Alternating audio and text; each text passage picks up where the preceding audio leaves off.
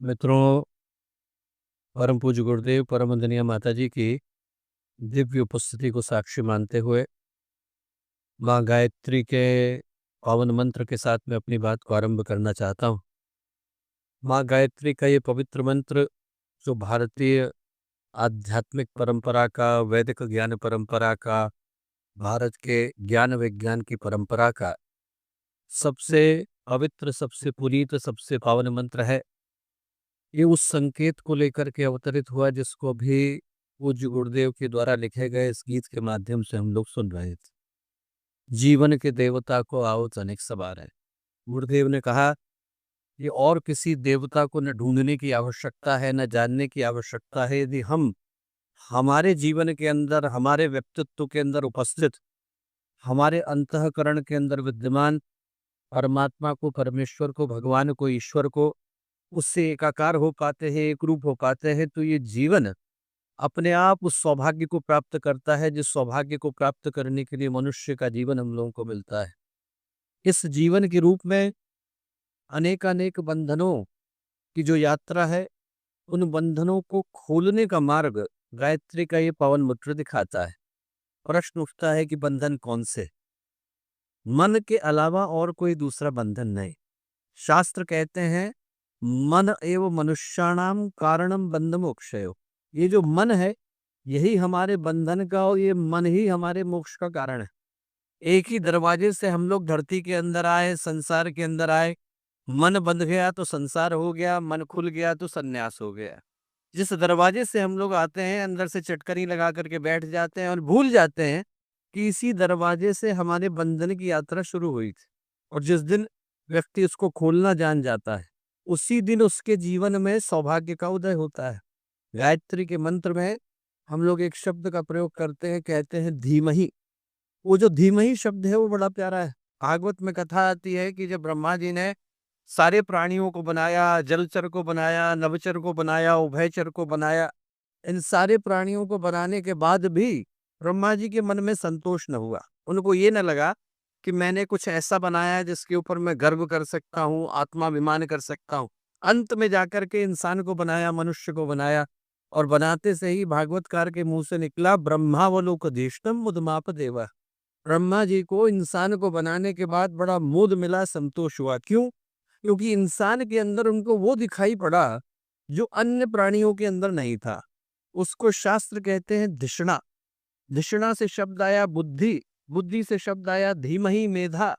हमारे अंदर की वो क्षमता जो हमें कण कण के अंदर छुपे भगवान को, अपने अंदर छुपे भगवान को, आपके अंदर छुपे भगवान को देख पाने की शक्ति, सामर्थ्य प्रदान करती है। और उस पथ पर चलाने का जो मंत्र है वो गायत्री का पावन मंत्र है। भूल करके हम लोग बैठ जाते हैं कि बंधन हमारे ही बांधे हुए हैं, किसी और के बांधे हुए नहीं। जिन जगहों से हम लोगों ने उलझनों की शुरुआत करी उन्हीं जगहों से समाधान की शुरुआत होती। एक कथा आती है बहुत प्यारी। एक व्यापारी था, रेगिस्तान के अंदर ऊंटों का काफिला लेकर के जाता था। एक जगह पर रुका, शाम ढल रही थी, ऊंटों को बांधना जरूरी था। बांधने शुरू करे तो 99 के 99 ऊंट बन गए, 100वां खाली रह गया। 100वें के लिए रस्सी नहीं थी। परेशान होकर के इधर उधर देखता था कि एक संत वहां से गुजरे। संत ने पूछा क्यों परेशान हो? बोले 99 बच गए हैं, 100वें के लिए रस्सी नहीं है। संत बोले रस्सी नहीं है, तुमको पता है, मुझको पता है, ऊंट को थोड़ी पता है। उनने धीरे से ऊंट की गर्दन नीचे करी, अभिनय किया कि उसकी गर्दन में रस्सी डाल रहे हैं। खंबे के चारों ओर अभिनय किया कि खंबे से बांध रहे हैं। ऊंट को लगा कि बंध गया, शांत खड़ा हो गया। व्यापारी जाकर के चैन से सोया। सुबह का समय हुआ। जब सुबह का समय हुआ तो उसने सोचा कि अब आकर के खोलूं। 99 के 99 ऊंट खुल गए, जो नकली रस्सी से बना था ऊंट नहीं खुला। कुछ काट लिया, धक्का दे दिया, थपथपा लिया, डंडे मार लिए, अपनी जगह से नहीं हिला। जो करना था वो कर लिया। परेशान होकर के दोबारा गया संत के पास पूछने के लिए। संत बोले वो नकली रस्सी से बंधा है, तुमको पता है, मुझको पता है, ऊंट को थोड़ा ही पता है।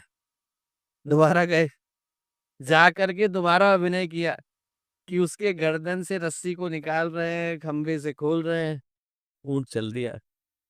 ऐसे ही दोस्तों हम लोग भी नकली बंधनों से बंध गए।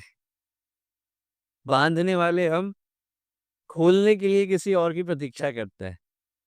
जिस रस्सी से हमने अपने को बांधा, उसी रस्सी से हमें अपने आप को खोलना भी पड़ता है।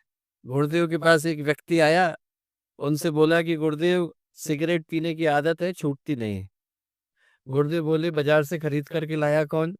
मैं। मुंह में लगाई किसने? मैंने। जलाई किसने? मैंने। तो दूसरा कैसे छुड़वाएगा बेटा? व्यक्ति जो है समस्या की शुरुआत खुद करता है और समाधान के लिए दूसरे का मुंह ताकता है।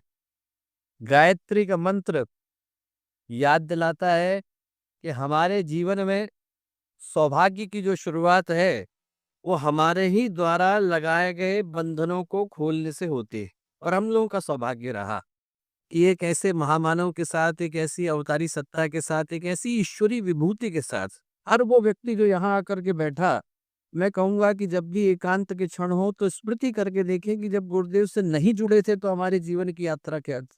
जो जीवन में सौभाग्य अवतरित हुआ, जहां पर हमें ये पता चल पाया कि जिन परेशानियों के लिए, जिन समस्याओं के लिए, जिन चिंताओं के लिए, जिन उलझनों के लिए हम लोग संसार का, दूसरे का मुंह देखते हैं, उनको खोलने के लिए हमें किधर और देखने की आवश्यकता नहीं, अपने ही अंतःकरण में उतरने की आवश्यकता है। जो अपने भीतर उतरा, जिसने अपने जीवन के बंधनों को खोला, उसके जीवन में सौभाग्य का उदय होता है। और वो मार्ग संत दिखाते हैं। इसीलिए संत कबीर ने कहा, आग लगी आकाश में झरझर परे अंगार। आग लगी आकाश में झरझर परे अंगार, संत न होते जगत में जल जाता संसार। यदि संत न होते तो संसार जल गया होता, औरों का जलता न जलता, हमारा तो जल ही गया होता। हमारे संसार को शांत पथ दिखाने वाले, सौभाग्य का मार्ग दिखाने वाले पूज्य गुरुदेव और वंदनीय माता जी, जिनने हर उस व्यक्ति को जो अपने जीवन में, जीवन के पथ को न जानते हुए आक्रांत था, व्याकुल था, उद्विग्न था, उसको जीवन का पथ दिखाया। ऐसे अभूतपूर्व चिंतक, विचारक, महामनस्वी पूज्य गुरुदेव और वंदनीय माता जी को स्मरण करते हुए एक बार माँ गायत्री का पावन मंत्र साथ साथ कमर सीधी कर ले, उस शक्ति, उस सत्ता का आवाहन कर ले जो हमें सद्ज्ञान, सद्भाव की ओर लेकर के चलती है। माँ गायत्री का पावन मंत्र साथ साथ। ओम भूर्भुवः स्वः तत्सवितुर्वरेण्यं भर्गो देवस्य धीमहि धियो यो नः प्रचोदयात्।